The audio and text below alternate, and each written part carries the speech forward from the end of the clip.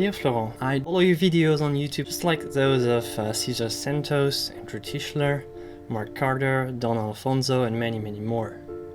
I have learned a lot from the know-how, and every new video is an enrichment.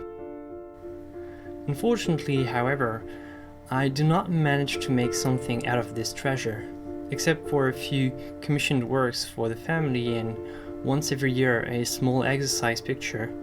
I am light years away from practicing regularly and daily and actually progressing and getting better. Over the years, I have stocked up on almost everything you need for oil, watercolor, graphite, ink, pen, etc.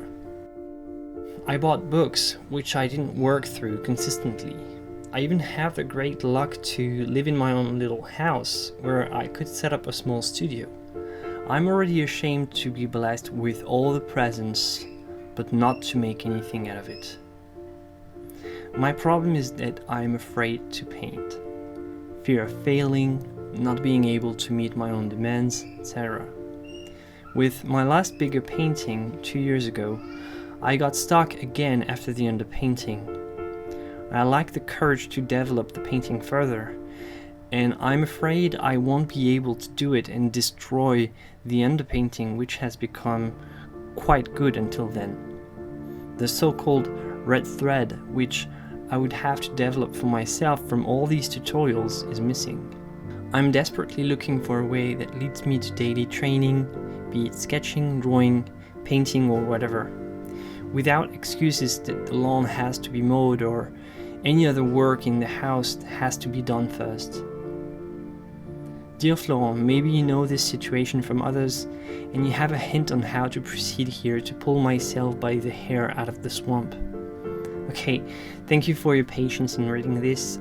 I would be very happy about an answer from you. Otherwise, keep up the good videos and your great paintings. Thank you very much. I wish you and your family all the best and above all health. Kind regards, Thomas.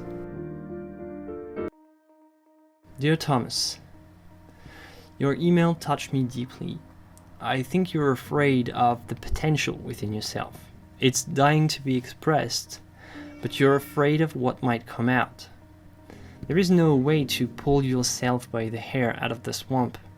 You must dive in, swim as deep down as you can, and bounce back once you hit the bottom. You're supposed to paint what's on the bottom, because nobody on the surface can see it. You don't paint what everybody sees. Don't get lost in technicalities. You do need hard work, sketching and practicing to reach the creativity you desire.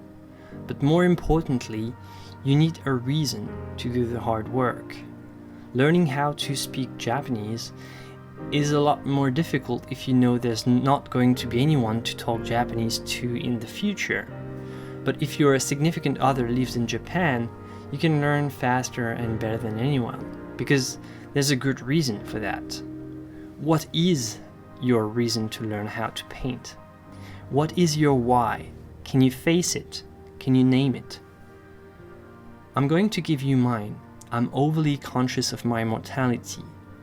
I know time on this earth is limited, and I believe that my art can survive me somehow.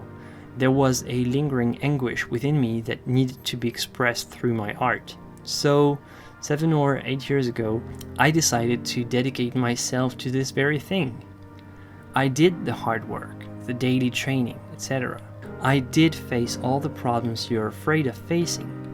Failing, not being able to meet my own demands, getting stuck after the underpainting, destroying a promising painting. But it all came after I realized what my reason was. I've destroyed more failed paintings than I've varnished successful ones, but there was always a reason to keep going. Since you've collected all the equipment over the years, you probably already have your reason to paint, but I noticed that you didn't tell me about it. It doesn't have to be grandiose. It can be just for fun. It can be for someone else. Start thinking about this. Face it. Name it. Then put it in every line, every brushstroke, every failure. Practicing can't always be fun and relaxing. Keep that in mind. It will be frustrating and At times, you will make a study and the result will be very disappointing. So take every study for what it is, a stupid freaking study. Nobody will ever show it in a museum, nobody around you has to see it, and when you're done, if you don't have space to store it, the trash is always an appropriate option. It's just a stupid study. The value doesn't come from the study itself, but from the experience you gain by doing it. As long as you apprehend making big paintings, keep making small studies and throw them away if they're bad. Experiment, see how far you can push it until it's good for the trash. Put your hands in the paint, see what works and what doesn't work. The lawn can wait. It grows back all the time anyway, so who cares? Embrace failure until you're bored of it. Learn from your mistakes and start again. Every failure is just another way not to paint. Once you adopt the right mindset, you'll use the information you've been gathering over the years. You'll find the right techniques. You will use the right videos, the right tutorials, and read the books the right way. But first, you have to put your hands in the paint, figuratively, of course. At the end of the day, it doesn't matter that you succeed. It matters that you do, because the alternative is that there is nothing. The canvas remains blank forever. And what good is this? Nothing is always a possibility, and yet it matters that there is something in the universe instead of nothing. It matters that you paint something instead of nothing. All the best to you and your family. Take care.